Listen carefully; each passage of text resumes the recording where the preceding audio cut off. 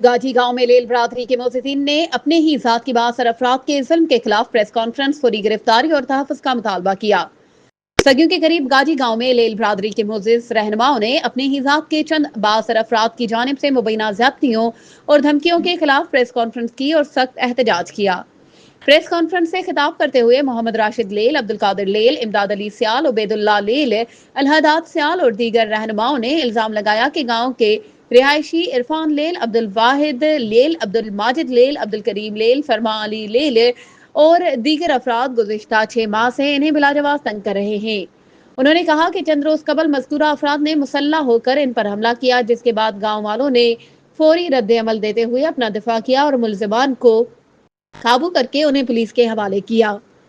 معززین کا کہنا تھا کہ ملزمان اب بھی مخالفانہ رویہ برقرار رکھے ہوئے ہیں، شہر پہنچ کر ان کا ماضی کھنگالتے ہیں اور فون پر جان سے مارنے کی دھمکیاں دے رہے ہیں، جس سے ان کی جان کو خطرہ لاحق ہے۔ انہوں نے صوبہ پولیس اسٹیشن کا حوالہ دیتے ہوئے کہا کہ پولیس نے ابتدائی کارروائی کر کے بعض ملزمان کے خلاف کارروائی کی، مگر وہ قانون شکنجے ترک نہیں کر رہے۔